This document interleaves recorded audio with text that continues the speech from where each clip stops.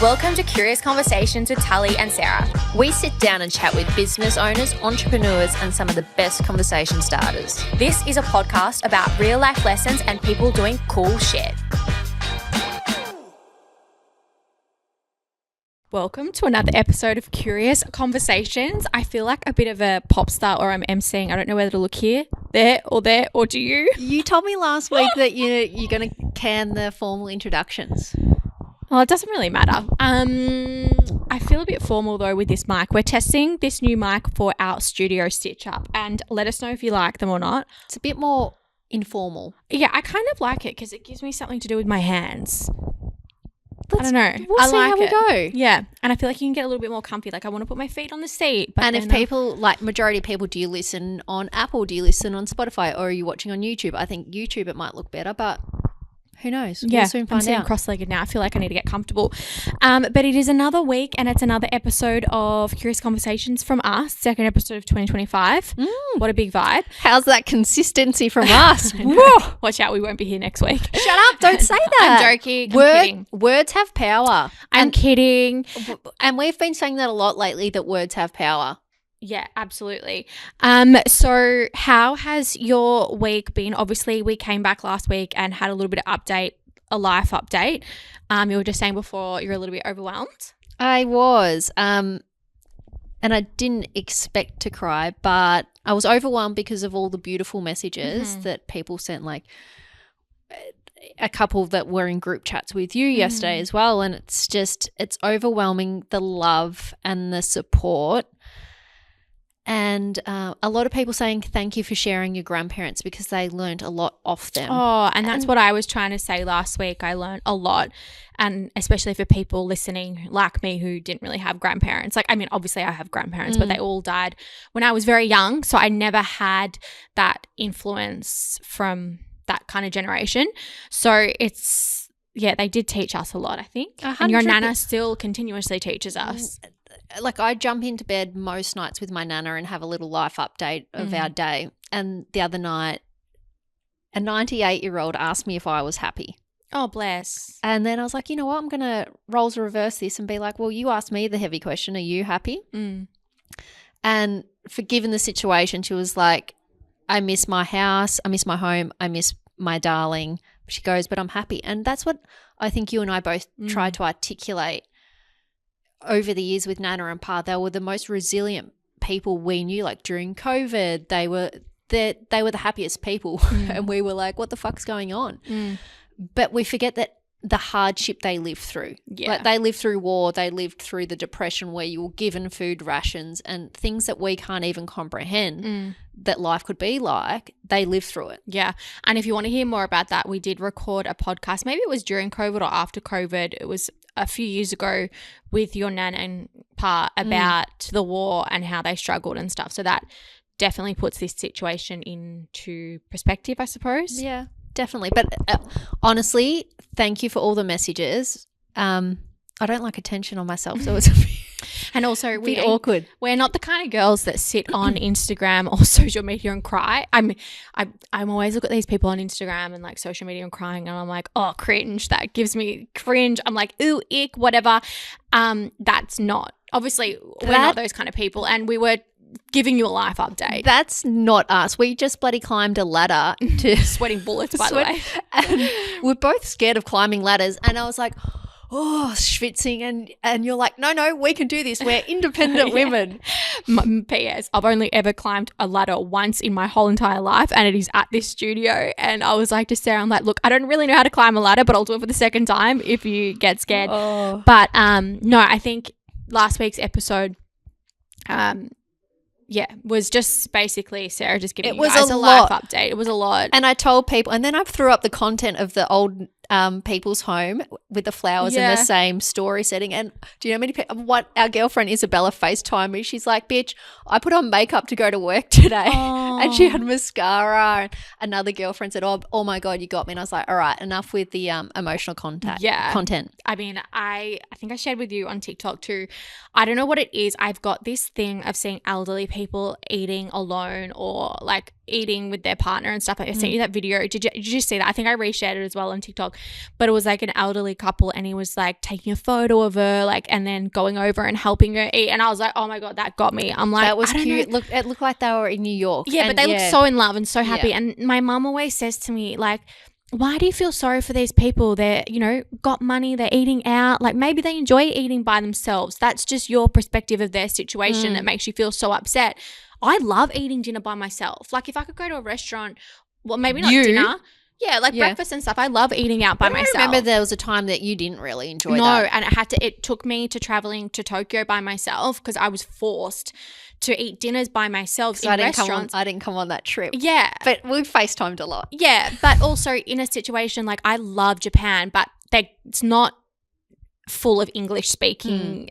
You know, it's a foreign company barrier. Yeah, so it was really hard to like go out and stuff. So I would actually, and that's what made me be like, oh, eating by yourself isn't that bad. Like, I was on a work trip. I took a book with me because obviously overseas, like, I didn't want to be using my phone roaming all the time.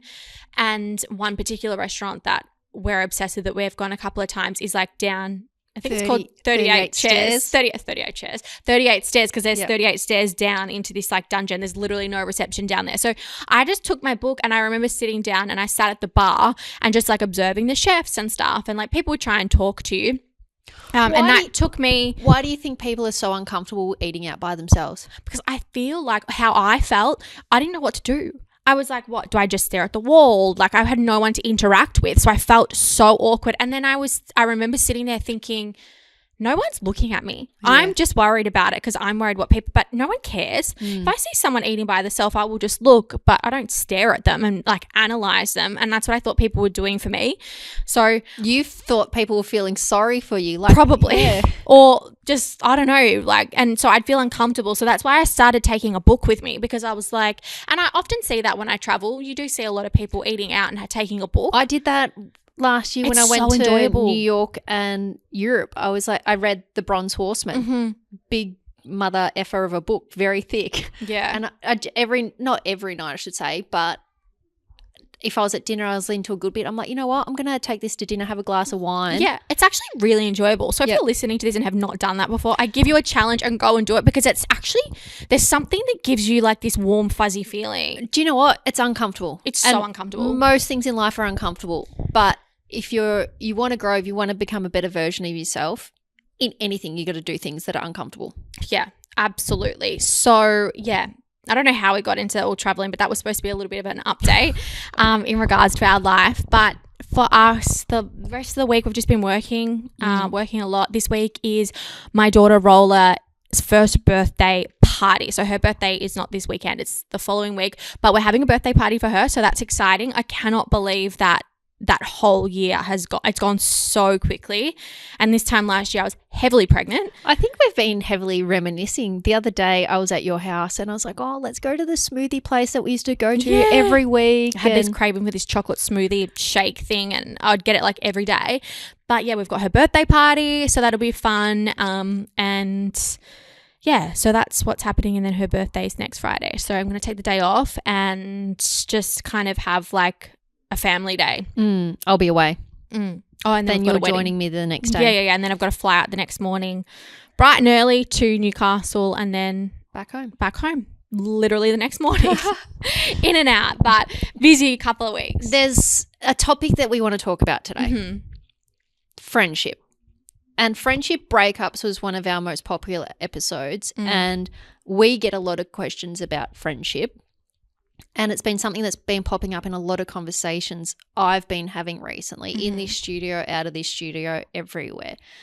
And we were like, well, we've done toxic friendships, we've done friendship breakups, but we've never actually spoke about what's a healthy friendship. Yeah, and how to keep a healthy friendship, and what are 3 aspects of how to keep a healthy relationship. And mine might be completely different to Sarah, but they probably align somehow. Are we healthy? I would say now. Yeah, I would say now too. I would say not that we've never not been healthy, but, and this will be one topic we'll talk about in this, I would say probably a little while ago, maybe, I don't know, maybe like before COVID, I'm not too sure, we would have a lot of disagreements, but we'd both react in like probably passive aggressive way. I'm probably more passive, and you're probably more not aggressive. Maybe we're both passive aggressive. I don't know what the right words are, but we both had a reaction that would what's the right word, that would infuriate each other, trigger each other. So yeah, your reaction would infuriate me and my reaction would infuriate, because it's obviously triggering something inside of us. And then I think we kind of learned to talk and communicate, and you know what, we might get triggered every now and then, but it's not to the extent as what we used to. I heard an interesting quote last night, and it got my attention. It was on friendship, and there was a study of I'm going to say 2 different groups, and I wish I saved it now because I didn't know we were going to be talking about this, but it was a lady saying one group, they asked about friendship, and they said that friendship should be easy and not check in and should just be like a flowy thing. And the other one had expectations of friendships and effort, like friendships rely on effort. What percent were both? Well, it was just like a test group. Okay, and then 5 years later, they came back, and the people that thought friendship should be easy and like check in every now and then had a lower level of satisfaction in their friendship, rather than people that thought that friendship requires effort. Okay, interesting. I'm like sitting here listening to that, and I'm kind of like 50-50 for both. I think friendships, we've got friendships that I find are very easy. And, you know, if you don't check in for a little while, it's still... Yeah, but what's a little while to you? A couple of days. Everyone's probably thinking a couple of... Like our friendship group... I wouldn't go more than a week without checking in. No way. Absolutely not. But we also actively catch up. Like I know that I don't know if you're coming, but we've organised a dinner like this Friday, because we were all like, we haven't seen each other in 3 weeks. Yeah. So I think I see like 50-50 in both. I'm kind of like, yes, I think it should be easy. But then I don't know if I agree with the expectation thing, because we've had effort. I do, because effort is going to your phone, checking in. I feel like that's effort. But that's an expectation, right? Because you can't get disappointed, but it's the effort. If the effort isn't reciprocated, a friendship relationship is no different to a relationship, like a romantic relationship. Yeah. If you're not putting effort into your romantic relationship, it's going to slowly dwindle. And that's exactly like friendship. If you're not doing the like check in, hey, how are you? Like, I want to show you that I'm showing up in your life. I want you to know that I love you. That friendship's going to dwindle. Absolutely. Like I've got an example. I feel like when you are constantly trying to invite that one friend, you're constantly trying to check in, and you're not getting anything back, I'm quite stubborn like this. I'm like, well, you know, fuck you. You're not putting in the effort with me. I'm not going to put in the effort with you. Like, ship sailed. You don't care. Like, whatever. So I probably agree 50-50 with both, I think. But I do think, like, say if we all stopped communicating in our tight circle, one, you would say, like, what the fuck's going on? You would communicate. You'd be like, something's happened. There's either something going on with their life and it's got nothing to do with you, or there's a second thing and something's happened and maybe their coping mechanism is a little bit like me and they push back. I don't know. So then you've got to communicate in that message or with that person, hey, what is up? Is there an issue? Have I done something to hurt you? Because I haven't heard from you. Okay, we're focusing on the negative. Let's go to the positive. What makes a good friend? If you look at your friends in your life. I don't know. I feel like what makes a good friend is that obviously they make you feel good. I think when you have, not that it's about you, but I've had friends in the past when I catch up with coffee with them and stuff like that, I leave and I feel deflated because I feel like they've kind of put me down in a way, their language, or they just got a really negative energy and they're so negative about life and everything, which deflates me. So I feel like a good friend and a good friendship is when you sit down and you can all elevate off each other, inspire each other, have great conversations, communicate. I think communicating in a friendship is so, so important. Listening. I think our friendship, if we hadn't have communicated and listened, I don't think we would be as healthy as what we are now. because when you communicate, you got to listen, right? So I think they're like probably the things that I look at in a friendship, and maybe sometimes some values, I think, but also I've got a funny relationship with values as well, because my values could be completely different to yours. Really? Well, I think so. Or my values, like, just say I value family. I might value, I'm not saying this is it, but I might value family time, whereas you might value family because they're family. Or, I don't know. Yeah. Do you know what I mean? Like it could be Everyone's interpretation's different. Values different. Yeah. So I think I don't know, I feel like that's what makes my relationships healthy. What do you think yours do? I've thought about this recently and I try to feel it when I'm around people. Safety is a big one. Mm-hmm. Like, in a relationship I do, but in a friendship, explain. Do I feel safe enough to have this conversation with that person? Yeah. See, when you say that, I think she means safety. Like, I feel safe. Like, I'm not going to get attacked. Like, I don't feel judged. Do I feel comfortable? Like, is my nervous system safe? Yeah. Showing up? Showing up's a big one for me. Like, the effort. Mm-hmm. See, that used to be one of mine. But now that I've had roller, it depends what showing up you mean. That used to be massive for me. I'm like, oh, if you're at my door when I'm having a fucking breakdown, like, that to me makes me happy. But now that I've had roller, showing up for me looks a little bit different. Like, unfortunately, like, I would love my friends to come first, but I also have a daughter, and unfortunately my child comes first. So there might be situations where I'm like, fuck, previously I would be able to drop everything and show up, but now I'm like, oh fuck, if she's feeling sick, but my friend, like, I've got to choose one, and unfortunately I'm choosing my daughter. Yeah, 100%. So showing up for me, yes, but it also looks a lot different now. Yeah. Quality time and experiences. Yeah, and I agree. I forgot that one. I was saying to one of our close friends, Lex, the other day, when we were saying, oh my God, we haven't seen each other. And I was like, yeah, but going back to the Tanya Hennessy article, and we spoke about it last week about making memories. I said, I was going through my phone the other day, Lex, and after COVID, we were pretty good at doing experiences with one another. And it came up, this one trip you didn't come on. I don't know why. We went to a maze down in Red Hill. Oh, I can't remember. And it was one of the funniest days I've ever experienced in my life. And she goes, oh my God, I was looking at those photos too. And she was like, I was cackling. Oh. And I was just like, see, like little things like that. Yeah. Making memories together. And then I was saying to you before, the other night, Nana was saying to me, she asked if I was lonely. And I was like, how could I, and I say this to my girls all the time, how can I be lonely when I have the best group of friends ever? Like, I could never feel lonely.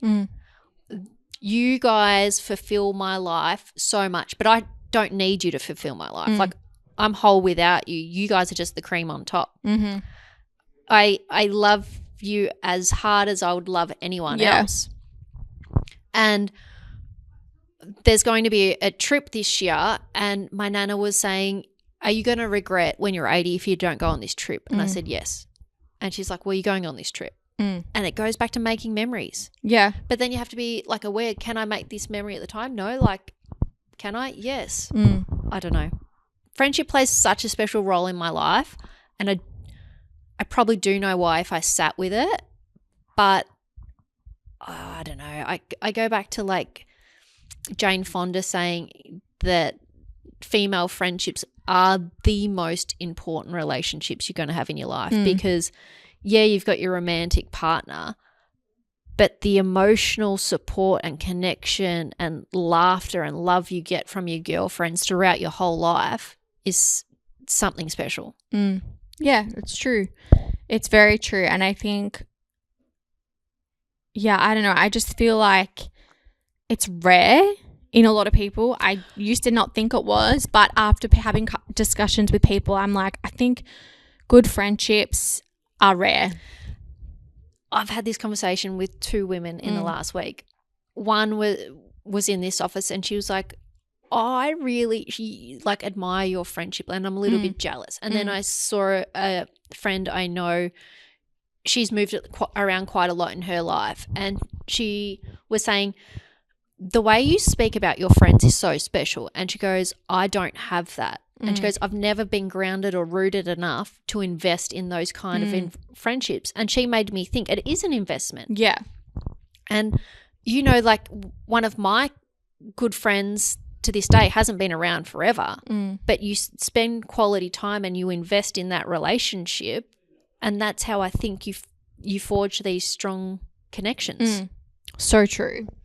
So true. That's my little TED talk. Yeah. So I think we've said it before, if you want better connections and you say that you only have a few friends, what do you like doing? If you like going to the gym, strike up a conversation. Again, it's something uncomfortable, but if you want that, you're going to have to work for it. Yeah, absolutely. So true. Yeah, it's just putting in the effort. 100%. It's like anything. If you want your business to grow, you got to put in the effort. If you want anything in life, it requires effort. No one's gonna knock on your door and be like, "Hey, do you want to be besties?" And I wrote an article about it actually for our blog, and I was like, forging new friendships is a little bit like dating. And I truly think it is, because like you're testing the other person out. Do I like you? Are we compatible? Do we have the same values? Do you like hanging out with them? If someone was like listening now, what you just saying that just made me think, I think it's a lot easier to jump on a dating app and find a relationship or find another, or whoever it is, someone to spend time with. How do you find friends other than going to the gym and stuff like that? It's not like a freaking dating app where you can just scroll through. She'd be cute from as a friend. I mean, Bumble has a friendship section, don't they? But does anyone use it? Oh, in America they did. I know Yeah. conversations we've had with friends over there that are either on it for networking, friendship, or dating. I suppose when I was on Ryle, like when I was single, I met a lot of people on there that I actually formed friendships with. And I've soon, like, we've worked with them, or like I've messaged them for help. You think of the last strong friendship that you formed, how did it happen? To be honest, all my strong friendships I've had for a very long time. Yeah. I don't let people in as easily as Sarah does. I could use Alicia as an example. Work. Yeah. And that's in my article. It's like, I met Alicia through her sister, Victoria. I met both Victoria and Alicia. Actually, shout Victoria, because I know you listen to this. I know your sister doesn't.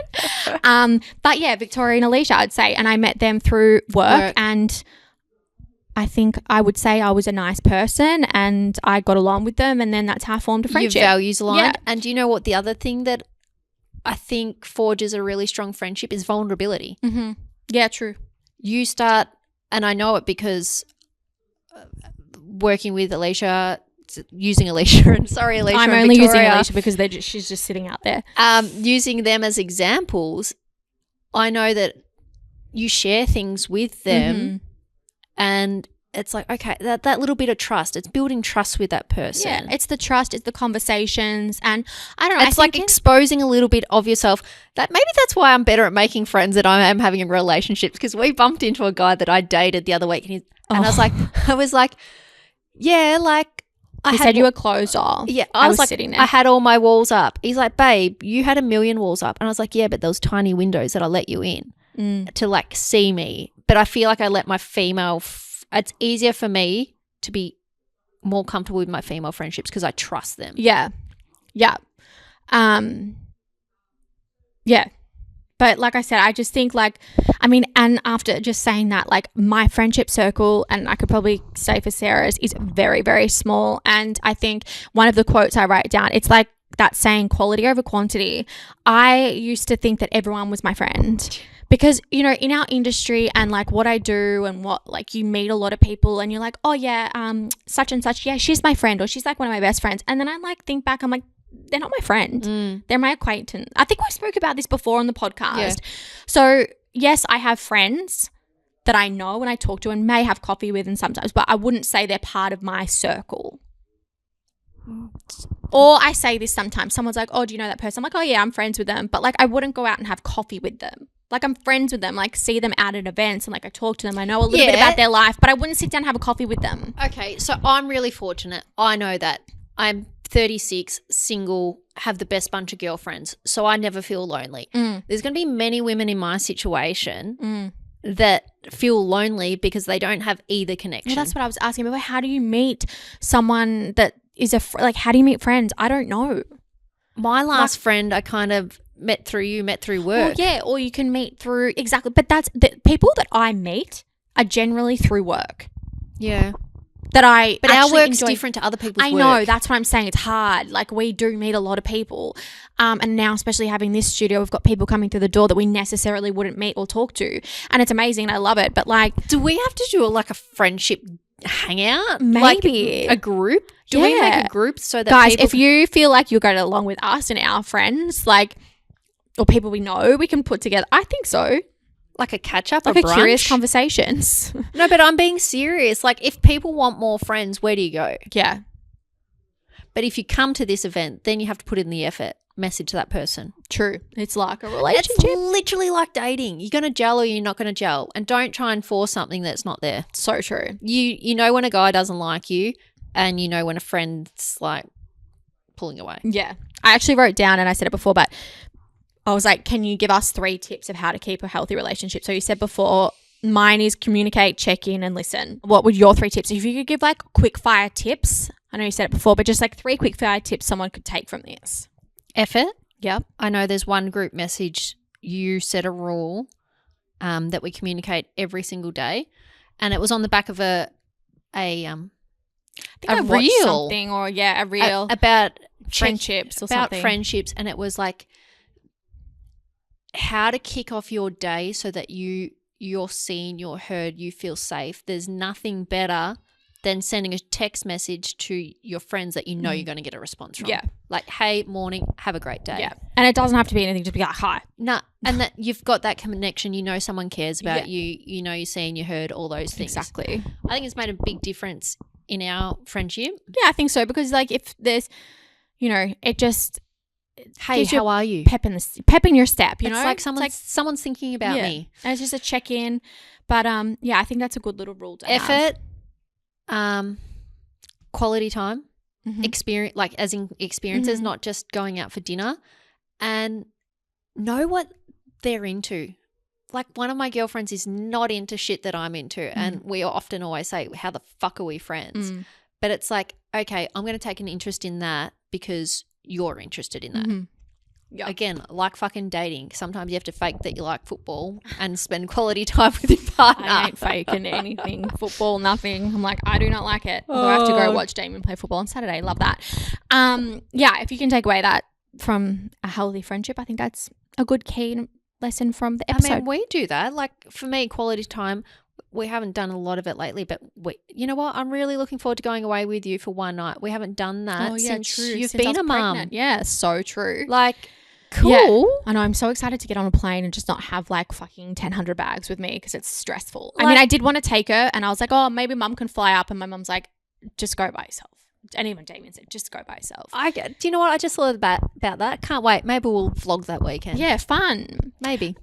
So we're going to jump straight into our pop culture TikTok, whatever's going on in the world segment. This is usually one that I take over, and if anything jumps out to you, just jump in. But I feel like at the moment I haven't, like, I've been on TikTok and I've been reading stuff, but I've been so, like, I haven't been. You're a mum.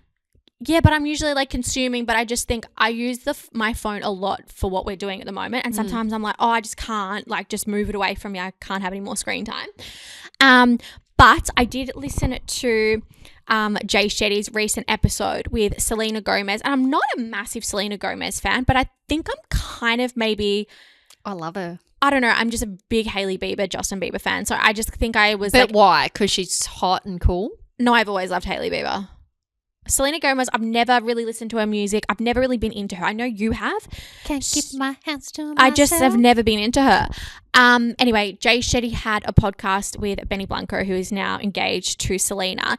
I totally judged him. I would see him on social media. I'm like, oh, he's such a little dweeb. Like, what a little loser. He looks like a little dork. Like, his hair. He writes some of the coolest music. I didn't know that he was a writer. I didn't know what he did, to be honest. I have watched some TikToks now. He's on my TikTok algorithm, and just like some of the songs that he created, like with Katy Perry, and like some fucking iconic songs. Firework. Yeah. Really, really iconic songs. I'm like, oh, wow, he's talented. And then he just did an interview with Jay Shetty, them together. And I just want to read a couple of things because I'm like, I've got my Benny Blanco. Not that he's like romantic or anything, but it's kind of given like should give you hope for love because he is. This is gonna give me hope for love. No, so do you know what? Some things he said talking about friendships and stuff and how you were relating it back to relationships, he kind of said something similar. He was like talking to your partner and communicating. The problem with men is they don't listen and they're so reactive. So he's like, if you're a man, like, you know, communicate with your woman. Like that's all they want to be is listened to. Like there's nothing worse when, like I say it to Damien all the time, I'm like, I told you that. Like he's like, no, you didn't. I'm like, I told you that. And I also think if your partner everyone wants to feel seen and heard. Yeah, like there's nothing worse. You're like talking to a brick wall. So he was really sweet like that. I was like, oh man, a lot of guys need to listen to this podcast because they could take a lot from that. And then he's like, when I wake up in the morning, the first thing I think about is how I can make Selena's day better. I was like, that is and that's kind of what we're talking about with friendships before. It's like when we check in with the message, how can we make their day better by sending them a message? Spreading a bit of kindness. Yeah, so I was like, oh my God, that's really, really cute. They don't have arguments. They talk, which is coming back down to communication. They communicate everything, so they don't have arguments. Something on that, you shouldn't have, everyone's going to have arguments, but the point of a disagreement isn't to see who wins. Exactly. And we were talking about that last week about a friend. It's to understand each other's point of view because that's the only reason there is a disagreement. Yeah. And I also think that comes down to emotional maturity and stuff like that. It's like what we were saying before, 5 years ago. That friend. Yeah. 5 years ago, I would probably think everything is an argument as well. Yeah. And I'd be like, well, fuck you. Like, you know, fuck you did this. But now I'm just like, okay, I understand that you feel that way, but this is how it's made me feel. Yeah. And we talk about it now. So I loved that he said that. And when I wrote these out, I did not know we were talking about friendship. And it's so funny that actually a lot of these can relate to friendships. Well, my mum being a therapist will always tell me everything is a relationship. So true. And then he said, every day I say I love you so much. I love you 1,000,000 times. And I always tell her how beautiful she is and how lucky I am to have her every day. Bless. I need to find a Benny Blanco. I know. You all need to find a Benny Blanco. Like he is so, so sweet. And I bet you he was raised by a good mother. Yeah, maybe. And or he's from a family of sisters and females, but I totally judged him and I have so much respect for him and Selena as a couple because I'm like, you know, she's had a rough life. I'm glad she's found her Benny Blanco because, yeah, she seems lost a while ago. Not that I know Selena, but that's what it looked like. You know what? I'm team Selena. Justin's a little bit on a spiral. But yeah, well, that's what it looks like, but we don't know. Do you know what? Good people all win in the end. Yes. That's what I say. Good people win. Yeah. And then there is like the Anna and Michaela Testa drama going on. But to be completely honest with you, Michaela released a podcast that is 2 hours long explaining it. I ain't got 2 hours to listen to that shit unless it's on in the background. We won't listen to it, but I tell you where you can get the download on it, like where? the tea. TikTok. Our new show that would have come out last night. True. They did. I forgot about that. So I do love Anna, but like I don't need to love Anna now. We have a new show called The Blunt and the Beautiful by Kate Forster. Remember a little while ago when we were hustling to get Kate Forster on the podcast? Well, we got her on twice and then we got her on our network. Yep. So welcome to Stitch Up Studios. Yes. So very excited for that.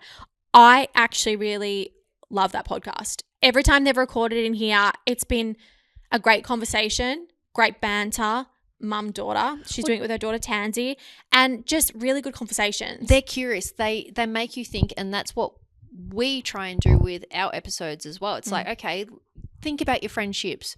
Reflect on your own life.